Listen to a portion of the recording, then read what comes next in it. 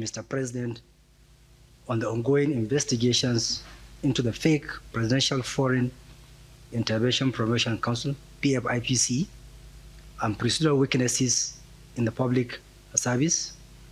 The Independent Corrupt Practices and Other Related Offences Commission, ICPC, has uncovered another fake agency and office operating under the name National Brands Development and Mandates in the Nigeria Special Project Office, which had been illegally allocated office space within the premises of the Office of the Secretary to the Government of the Federation.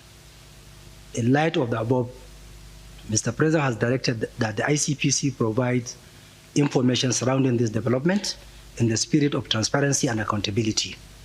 The discovery of the fake office/agency, National Brands Development and Made in Nigeria Special Project Office by the ICPC was made in the course of ICPC's broader investigation as earlier directed by Mr. President, His Excellency President Bola Tinubu, GCFR.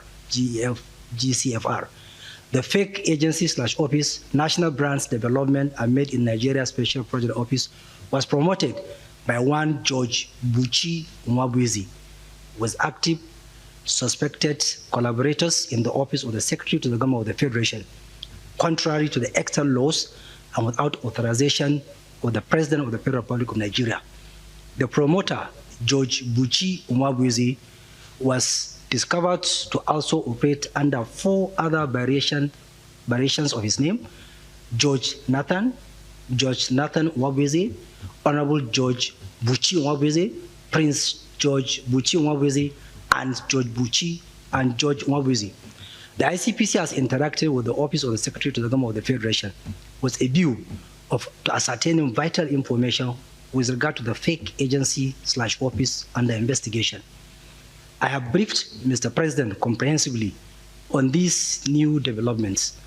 ICPC will continue with its investigations. Accordingly, Mr. President has directed as follows: A, immediate arrest of Prince George Buchi Nwabueze. B, immediate suspension of the following permanent secretaries: 1, MS Njuma; 2, Engineer Nedungu Gagari; 3, Richard P. Pilengwa. Finally, President Bola Tinubu, GCFR, must be commended for the proactive step of directing the forensic audit of IPPIS and internal government processes towards strengthening government's governance system. All right, but George is pushing back, producing an appointment letter which he says was issued by the Secretary to the Government of the Federation's office and appointing him to head the project for 5 years. So, if this letter is authentic, how did an allegedly fake government agency secure an official-looking appointment, office space within this OSGF complex and correspondence with state governments? Okay, so let's go live to Abuja, where our correspondent, Bettina Nwelih, is standing by to give us the latest on this. Bettina, good morning. Good morning, Catherine. Good morning, everyone on the Jasiri team. This is an important topic that has been trending all weekend, and it's no surprise that even on Monday morning, it is still trending. Yeah. Okay, so let's start with the latest on ground. Since the announcement, what's the mood like on ground, and what exactly did the ICPC uncover? Has Nwabueze been formally taken into custody? What are next steps following President Bola Tinubu's directives?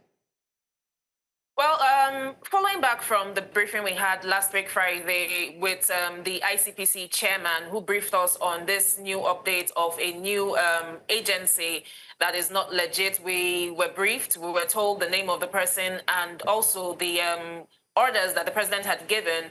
But over the weekend, we've seen, just like you said, the said George Nwabueze pushing back and bringing more information via his LinkedIn profile. Now, according to that letter that he published on LinkedIn, yes, the letter came from the Office of the Secretary to the Federation. However, it wasn't signed by the SGF. If you look closely at that letter, you can see that the name on that letter is the second name of the permanent secretary who has been suspended.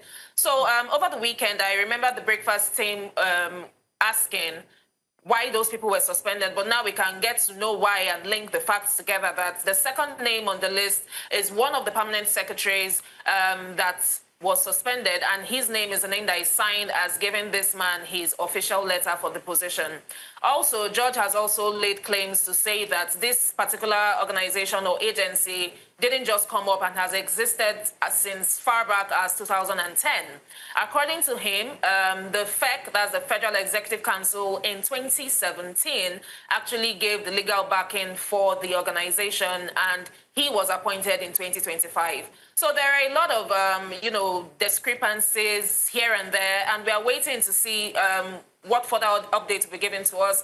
As of now, we haven't gotten any information to say, yes, he has legally been arrested and taken into custody. Even though the go-ahead has been given for that, we are yet to confirm that indeed he has been arrested or found, or even if they know where he is to be located. But the case does seem a bit funky because there are a lot of back and forth, especially because he had an office space in the building of the SGF. You took that question right out of my mouth, because I was going to ask before that he was operating from the OSGF complex at room B53. How is it possible for a fake agency to set up physical operations inside, the nation's primary administrative building without raising immediate red flags? It makes it mind-boggling that I would just carry a bag, go to an office, and operate from there since 2025. How do we reconcile that? So again, Lola, this raises a lot of questions. We're talking about different things involved in this particular agency scam.